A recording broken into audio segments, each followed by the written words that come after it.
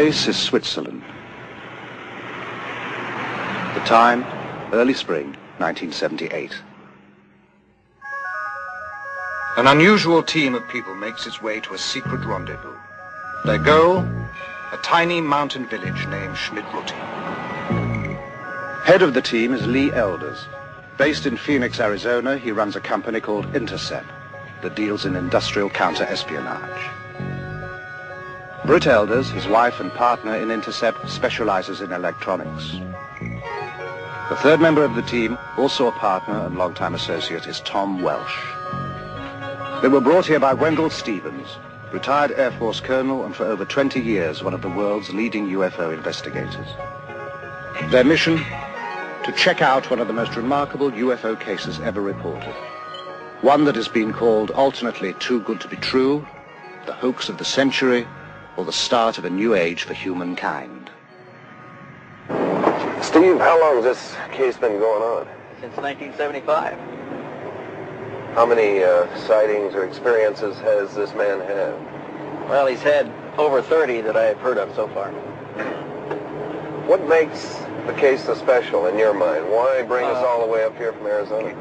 Man, up to now we've been dealing with just the tip of the iceberg. There's a mountain of evidence here. There's other witnesses, there's lots of photographs, there's recorded sounds, there's landing tracks, a lot of things in this case. Bigger than any case I ever saw before. How far are we from Zurich? About 35 miles, 35 kilometers, I think. Man, I've never seen so many switchbacks in my life. This is remote.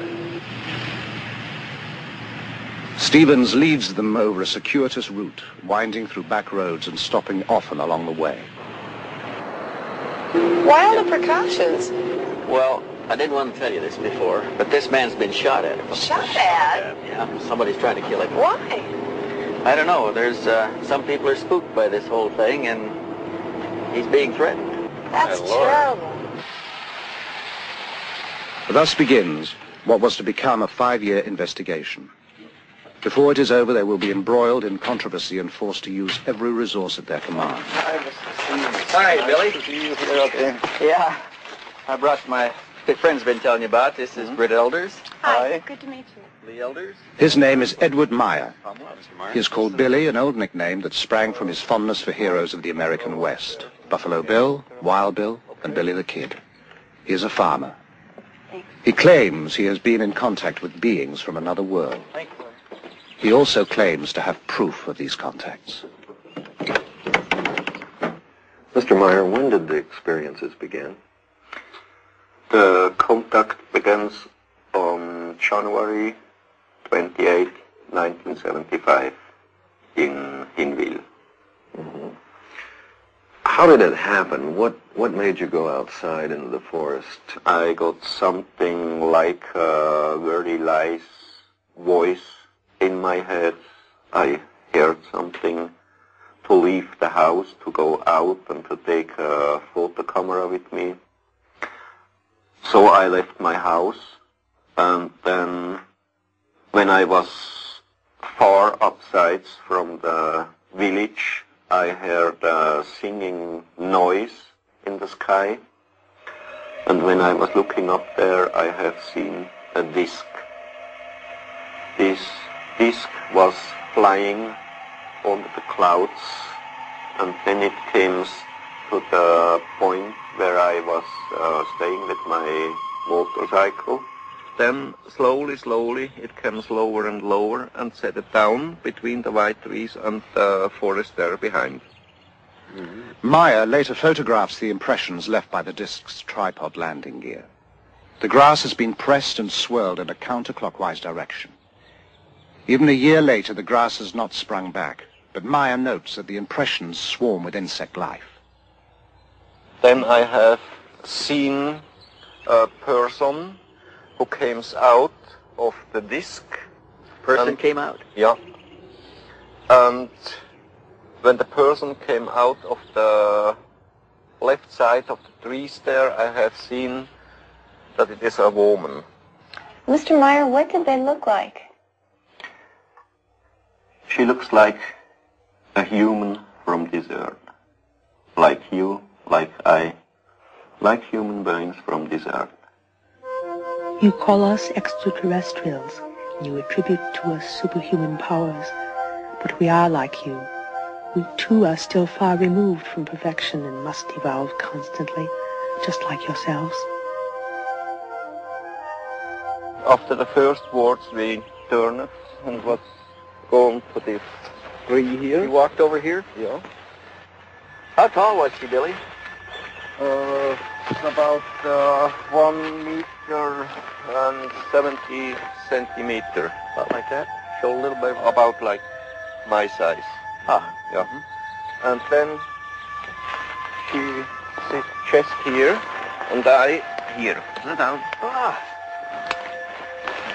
Then you sat here and talked to her? Yeah. Then we was talking here for about 1 hour or 1 hour and a quarter, something like that. Did she give you a name? What did you call her? Yeah, she told me her name is Semyase. Semyase. Yeah. Billy, what kind of feeling did you have sitting here under this tree with a woman who just landed in a spacecraft? I wasn't afraid about these things. I was afraid about the army only, because they have a station somewhere there behind the forest. But I wasn't afraid about the disc. Where do they come from, Mr. Meier? They shall be coming from the star picture of the Pleyades. The Pleyades, a bright star cluster some 500 light-years from Earth. Although the cluster consists of hundreds of stars, 7 stand out clearly to the naked eye. The Greeks call them the nymphs of heaven. We call them the 7 sisters. What was going through your mind? What did you want to talk about? You see, my head was full of questions, but the most of the time she was telling me, and I hadn't many chances to ask her something. Several times we have tried to establish contact with the humans, but usually those selected were not willing. They were afraid others would consider them liars, or mad, or would try to destroy them. You see, the first she told me I shall get the most best pictures of UFOs, what's ever happened on Earth. And the second thing, I shall go out to tell the truth to the human on Earth,